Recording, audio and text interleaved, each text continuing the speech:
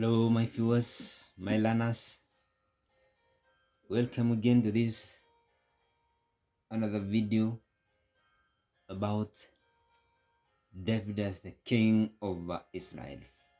The account of David as king of Israel is written in the first book of Samuel, 1 Samuel chapter 16.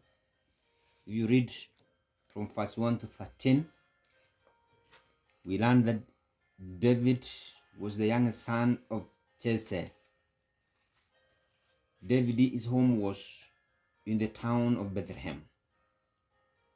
His eldest brother was called Eliab. So while he was young, David took care of his father's sheep, his father's animals. That is, he was anointed by Samuel while still young. So he was the second king of Israel. Did he make any achievements? Yes, he did. Quite a number. 1. This was a very courageous man.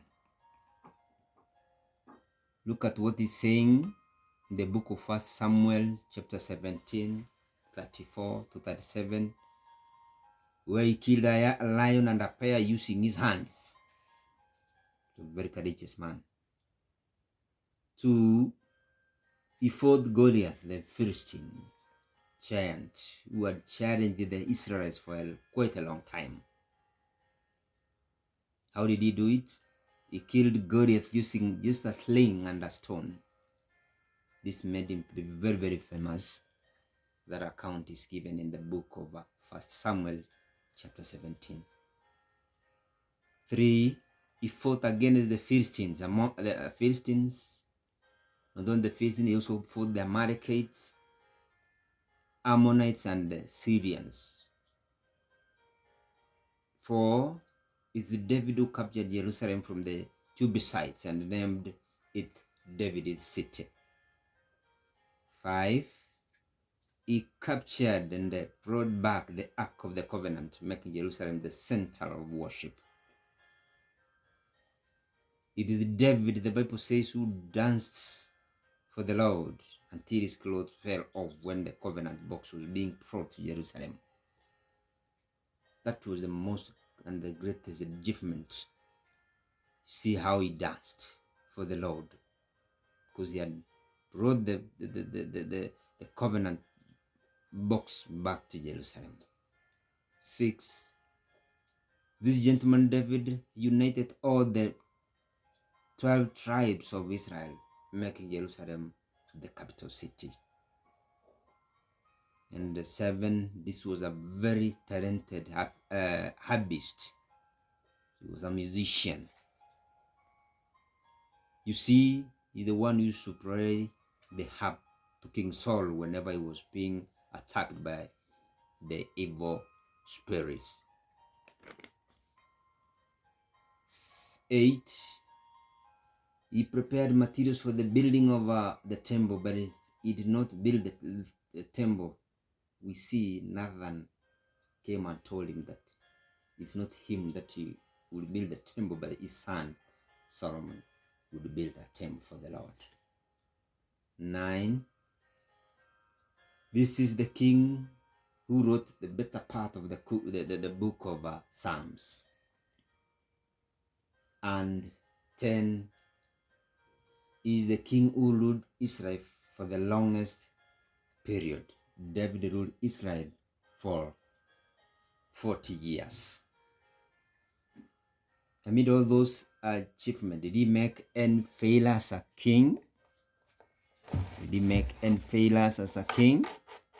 Yes, he did.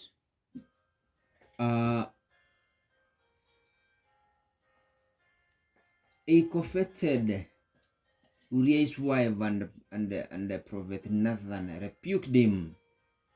So he actually broke the 10th commandment. You know what he did is that he put this man, Uriah, in front of the front line where fighting was the heaviest. Then he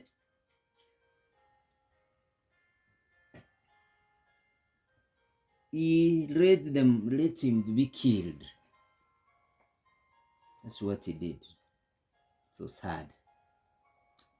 Failure number 2, he committed adultery with Bathsheba, and so he broke the 7th commandment. 3, he ordered Uriah to be killed, and so he broke the 6th commandment. 4, he counted the army of Israel, and this displeased God. He did that one in the book of 2 Samuel, chapter 24. Well, there's something that we want I want us to also know about David. I've already mentioned. I mentioned that in the previous video. In that David, remember, married Michal, Saul's daughter. That is after killing Goliath, and it's actually God promised in him an everlasting kingdom. David also had a friend by the name Jonathan. That was his best friend. And the Samuel, he promised Jonathan that he'd do something to his son. Maybe Bosheth. The son was, what was the name of that son? It was called Mephibosheth. Mephibosheth, Jonathan's son. You can get that story, what he did to him, in the book of 2 Samuel, chapter 19, 24, verses 24 to 30. And actually that one teaches us that friends should be trustworthy. We should be trustworthy. If we promise our friends something, we should do to them. So the birth of Messiah